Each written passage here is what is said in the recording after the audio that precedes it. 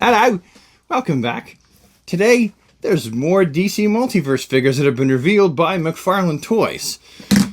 I should have figured that I should have just made these videos at the end of the weekend, but, you know, I didn't clue in that there was going to be more reveals for the entire weekend until I'd made the first one. So here we are. This might be a daily thing.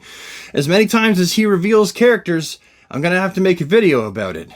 It's alright, it gives us more time to yak about the ones that have been revealed. I swear to God, I have elephants practicing a ballet routine above my head.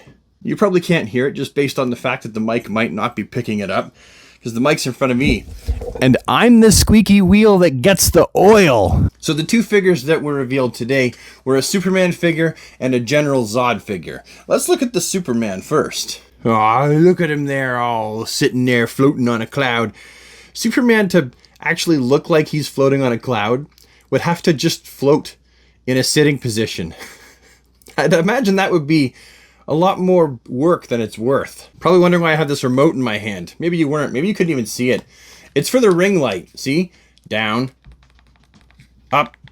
And then I can change if I want it to be, let's see, warm. I feel like I'm looking into the sun. And then you got cool. And then you got medium, but I'm going to go neutral, and then I'm going to turn it up again. All right, I'll stop messing with the remote. It's over there. Would you stop doing ballet? I have ballerina elephants above my head. Now, the body that this Superman figure is made off of is evidently the larger Superman body that was used with the Bizarro Superman, with the Rebirth Superman, with the Infected Superman, and they're using that body buck again with this one. Now, the Instagram caption for this Superman figure is, "Superman, donning his solar suit is coming soon." Now, even though a black suit has been worn by Superman from different universes in the multiverse at different times, not all black suits are the solar regeneration suit. Now, the case with this black suit, it actually comes from an 8-issue miniseries called Lois and that took place after the events of the Convergence, but before DC Comics Rebirth. This is actually one of the stories that kind of leads into DC Universe Rebirth.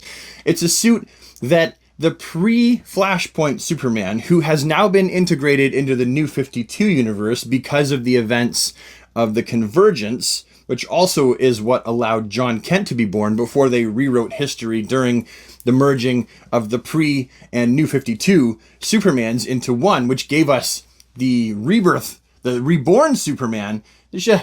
All right, pre-Flashpoint, also pre-Flashpoint, New 52, Rebirth Superman, Reborn Superman. Anyway, at any case, while the pre-Flashpoint Superman was existing in the New 52, he didn't want to wear his red and blue and yellow suit because he figured that would be too bright. People would notice him and see who he is, and he would draw attention to himself. So he decided to just wear regular clothes and kind of operate in secret.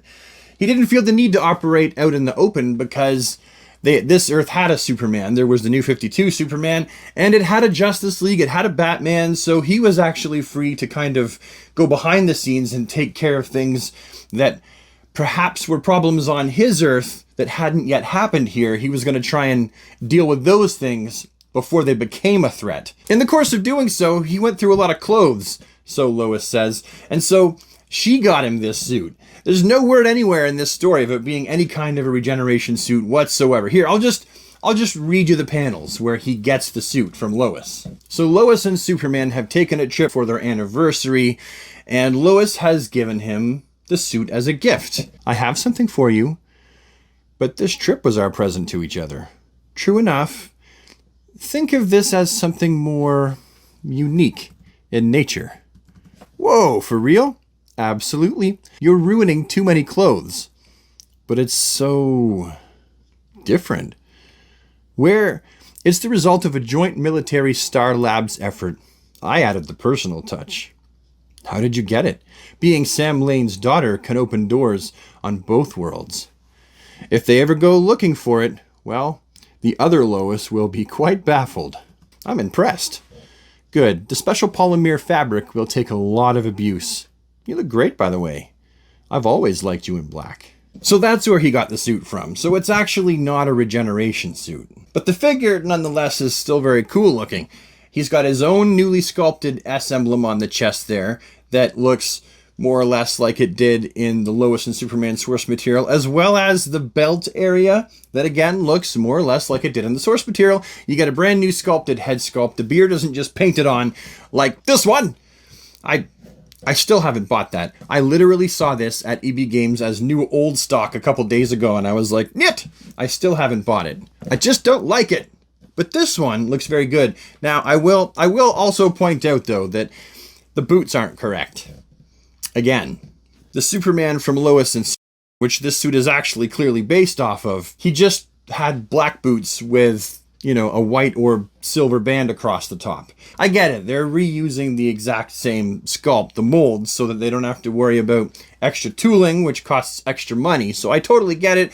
And I don't care if he has silver boots. I'll take it. It's going to be a really cool looking figure. And look, the eyes appear to be in the middle where they're supposed to be. And I really like these. These are my favorite painted eyes because they're so blue. I really wish all the rest of the eyes were painted this way. Now the next figure, the General Zod figure, to the best of what I can see here, it's based off of an earlier appearance from DC Rebirth. He doesn't quite look like this now, but during the time of DC Rebirth, there was a really great storyline where Superman was coming up against Zod and the Eradicator and Cyborg Superman. It was amazing. Mongol was part of it. And this is more or less what Zod looked like during that storyline. I think the figure looks really, really great. It's not 100% accurate to it, but I don't really care. I mean, if artists get to come up with their own kind of rendition of a character for stories, because you'll see a character, he'll look a certain way, and then for the next story, if there's no purely defined look for that character, they have a little bit of artistic interpretation they can use. We'll see the suit change for certain characters a lot more than for others. Like Superman's suit is very static, whereas someone like General Zod, they can go, okay, well, these are the basic features we have to incorporate, but maybe they'll give him some more flair here or there. I think we're seeing that with this action figure version of General Zod. And I can't wait. When is the last time we got a Zod figure? I think for me, the main takeaway of this General Zod being created, and also the two figures from the previous video, Martian Manhunter and Aquaman, is that Todd is ever so slowly building up more confidence to dip his toes in the waters of making non-Bat characters. I mean, yes, Zod is technically a super character, and he's made a lot of Supermans and super characters, whether it be Superman himself or Superman rogues. But it is nice that we're getting characters that fans are really hoping for. We want a filled out rogues gallery, and we want a filled out hero gallery. So at least if he's going to do Bat characters and super characters, it would be nice if he does, for in this case, you have General Zod. You know, if he's going to do more Flash characters, it's nice that we're getting Reverse Flash, and we've got Gorilla Grodd. You know, for the Batman characters, it would be nice to see him dip his toes in and maybe do Poison Ivy and Two-Face and the Riddler and Penguin. Do some of the main Batman rogues as well. And I think that we're probably going to see more and more of this as Todd has the license.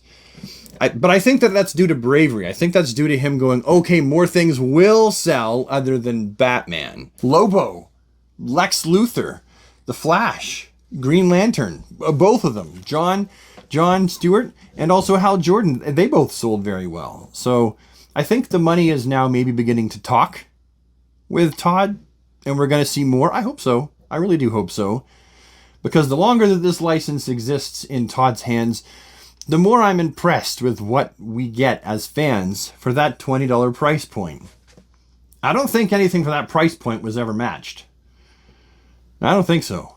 Sculpt plus articulation plus durability. I don't think anything else has ever came close to what Todd is doing currently. Anyway, I'm sure there'll be more tomorrow. If there is, I suppose I'll see you then. Bye!